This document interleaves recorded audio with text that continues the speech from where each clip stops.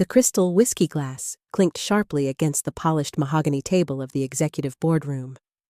My uncle, Richard, stood at the head of the table, wearing a custom $5,000 suit, looking down at the board of directors with a rehearsed expression of deep, tragic sorrow. "It breaks my heart," he lied smoothly, "to officially declare my nephew mentally unfit to lead this company. For his own safety and for the future of our legacy, I move to transfer his majority voting shares to myself permanently."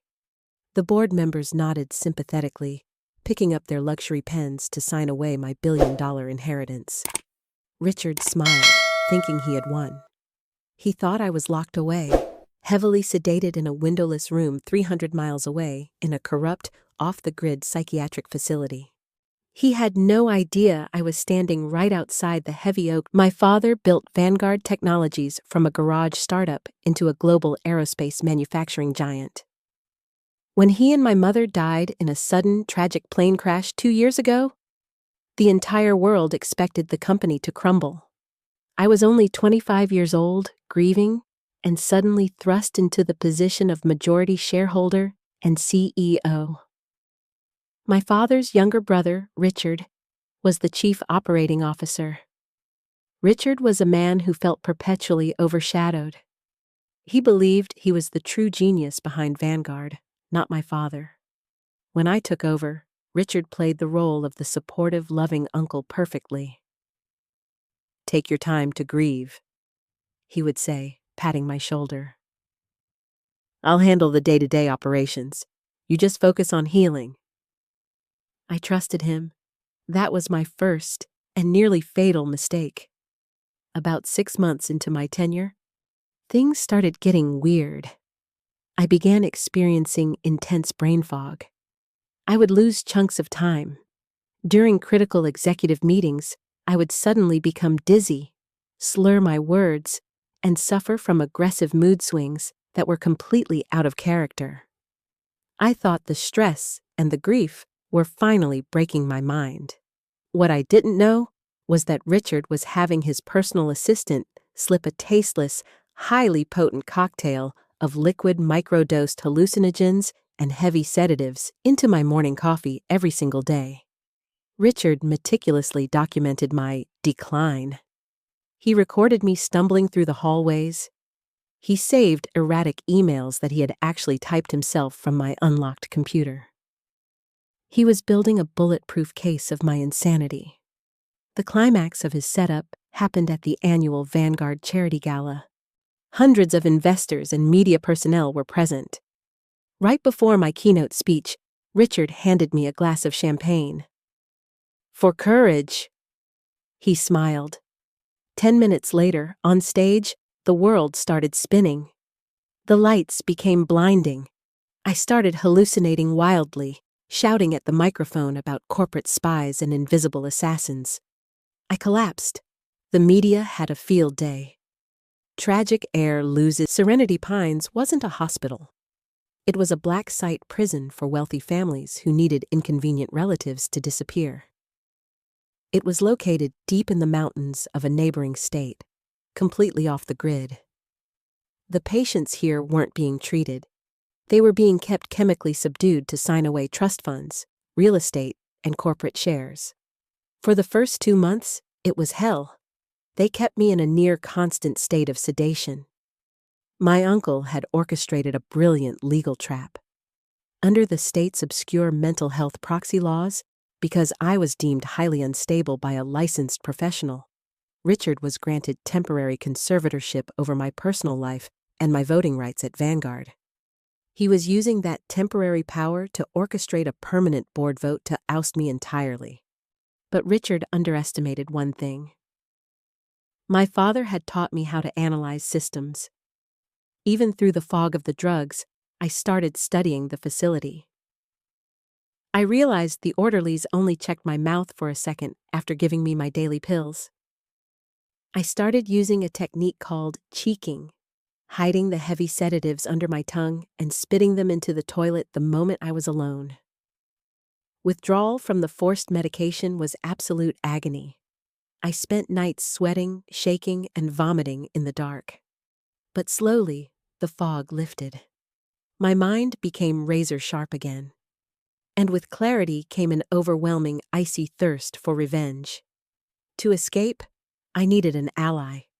I noticed a young night shift nurse named Elena. Unlike the sadists who ran the day shift, Elena looked perpetually nervous and guilty. She was a recent nursing school graduate who had clearly taken this job out of financial desperation, not realizing it was a mafia-style operation. I spent weeks building a rapport with her. I didn't act crazy. I spoke to her calmly, lucidly, about my father, about Vanguard, and about the exact chemicals Dr. Aris was illegally prescribing. I could see the doubt forming in her eyes. One night, I took a massive risk. "Elena," I whispered through the slot in my door. "Look up Dr. Aris's medical license on your phone. Do it right now." She hesitated, but curiosity won. A few minutes later, she returned, her face pale. "His license was revoked 5 years ago for malpractice," she breathed. "He's a criminal," I said firmly.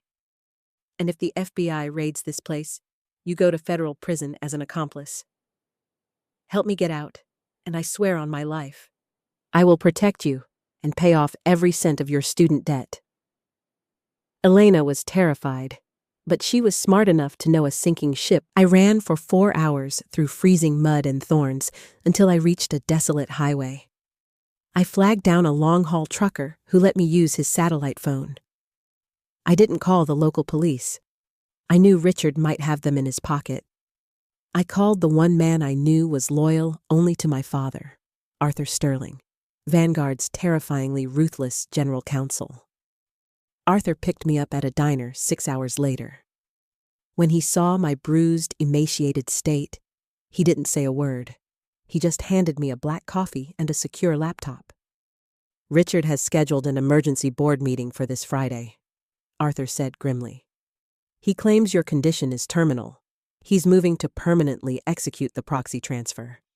If the board votes yes, the company is his." "We have 3 days," I said, staring at the screen. "I don't just want to stop the vote, Arthur. I want to obliterate him." For 72 hours, we didn't sleep. Arthur brought in a private intelligence firm and 2 agents from the FBI's corporate fraud division. We didn't just have my testimony. We had Elena, who had smuggled out a flash drive containing all of Serenity Pine's illegal medical records and offshore financial ledgers. The forensic accountants found exactly what we needed: massive wire transfers from Vanguard's shell accounts directly into Dr. Aris's offshore Cayman Island accounts, authorized by Richard. It was undeniable, paper trail proof of kidnapping, bribery, and corporate espionage. We also had an independent, federally appointed medical board run a full toxicology screen on my blood, proving I had been systematically poisoned with illicit substances, completely contradicting Richard's narrative of natural schizophrenia. The trap was set. Now, I just had to wait for the rat to take the cheese. Friday, 10 a.m. The Vanguard executive boardroom on the 50th floor of our glass skyscraper overlooking the city. I stood in the hallway, adjusting the cuffs of my tailored midnight blue suit. I felt like a ghost returning to haunt his own castle. Inside the room, through the frosted glass, I could hear Richard's booming, arrogant voice. "It is with a heavy heart," Richard was saying, "that we must accept my nephew's permanent incapacity. For Vanguard to survive, we need stable leadership.